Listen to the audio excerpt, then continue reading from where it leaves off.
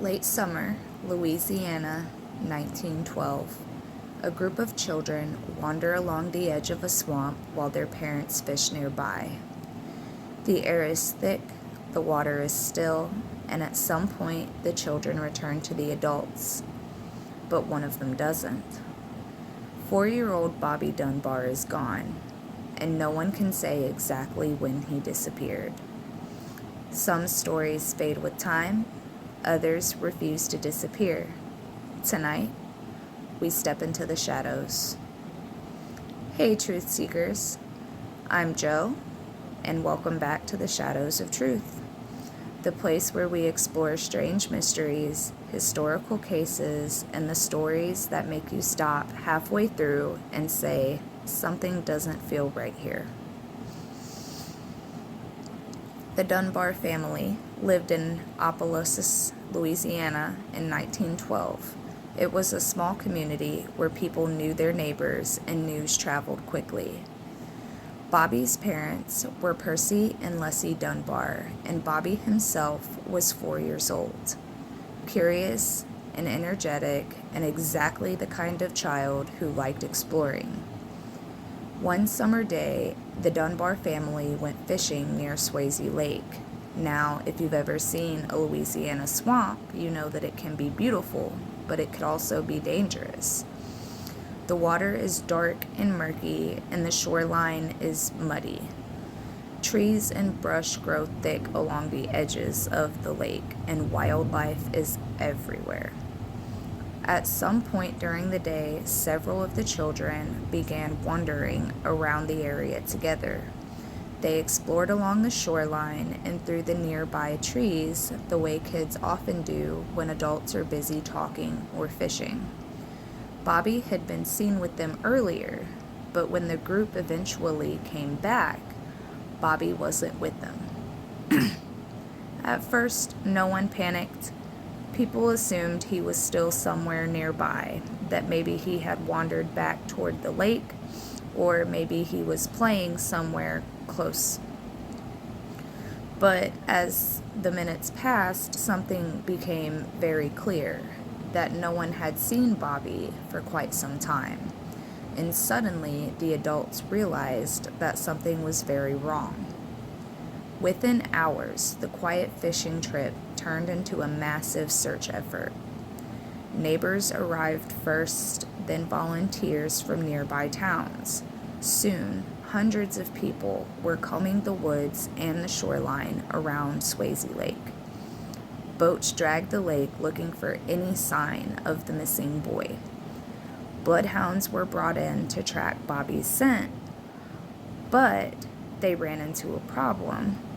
The dogs kept losing the trail near the water, which led many people to believe Bobby may have wandered into the swamp. And in Louisiana, that possibility raised a terrifying concern. There are alligators. But investigators noticed something strange. Searchers expected to find footprints or small tracks in the mud, some sign Bobby had walked somewhere. Maybe tracks leading into the water or tracks leading away, but they didn't find a clear trail at all, which left investigators asking the question, if Bobby hadn't walked into the swamp, then how had he disappeared so completely? Days turned into weeks, weeks turned into months, and investigators sent telegrams to towns across Louisiana and neighboring states, and railway stations were alerted. Newspapers printed Bobby's photograph, but no one confirmed sightings of him. Eventually, the case went quiet until about 8 months later. In April of 1913, authorities in Mississippi received a tip about a traveling handyman named William Cantell Walters. Walters moved from town to town doing odd jobs like painting, repair work, or just whatever he could find. And he was traveling alone. He had a young boy with him, and someone who saw the child had a thought. that the boy looked familiar, very familiar, and eventually someone made the connection. The child traveling with Walters looked very similar to the missing boy from Louisiana, Bobby Dunbar. Authorities questioned Walters, but he insisted the boy wasn't Bobby Dunbar.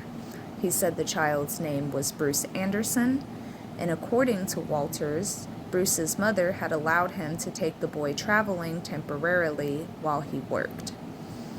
Another detail investigators found interesting was how openly Walters had been traveling with the child. Before being stopped in Mississippi, Walters had taken the boy through several towns and across state lines.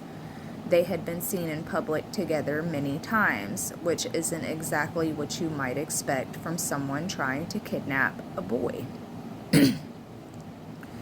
Investigators separated the boy from Walters while they tried to determine who he was. But something interesting happened.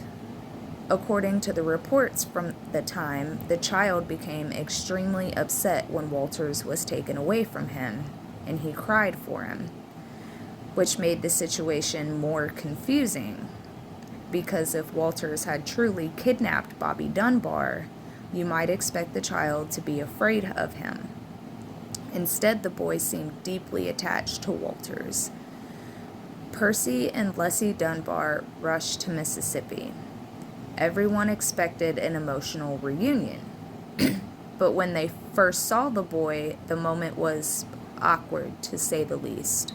The child didn't run toward them or seem to recognize them, and some reports suggested his speech and mannerisms seemed different from what they had remembered.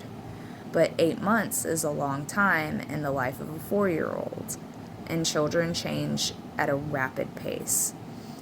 Before making her final decision, Leslie Dunbar spent time privately with the child.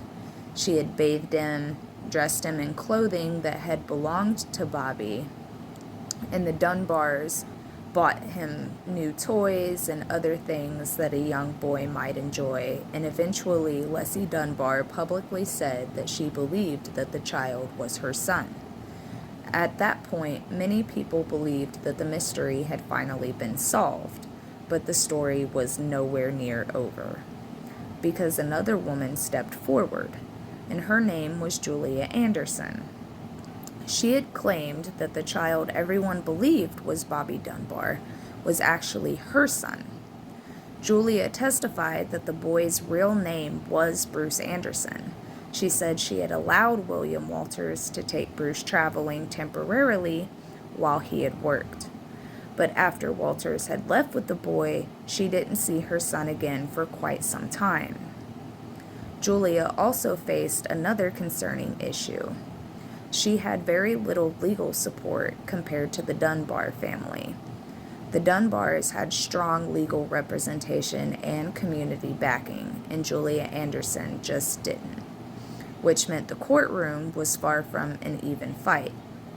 During the trial, Julia was asked to identify her son, but instead of simply bringing the child to her, investigators placed the boy among several other children, essentially creating a lineup, and Julia hesitated, and that hesitation caused many jurors to doubt her story, and in the end, the jury sided with the Dunbar family.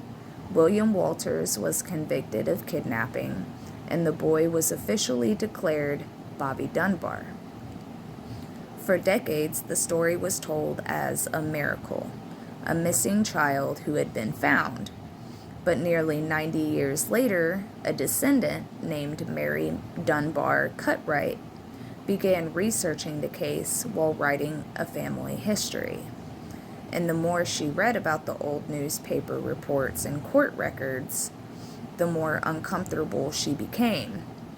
The details didn't quite add up with what she was told as a child, so she decided to do something investigators in 1912 never could. She ordered DNA testing, and the results were shocking.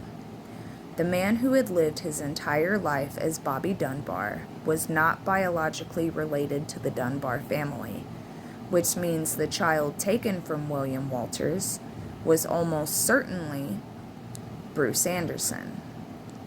There is one more detail that makes this story just super haunting. The man who grew up believing he was Bobby Dunbar lived his entire life under that name. He built a life. He had children and grandchildren, and he died, never knowing that modern DNA testing would one day raise serious doubts about who he really was. Which leaves one final question. If the boy raised as Bobby Dunbar wasn't actually Bobby, then what really happened to the child who disappeared at Swayze Lake in 1912? More than a century later, we still don't know. And that's where we're going to leave this story tonight.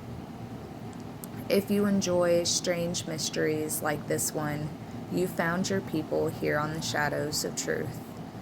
Thank you for spending a little time with me today, Truth Seekers. And until next time, stay curious, because sometimes the truth hides in the light, and sometimes it waits in the shadows.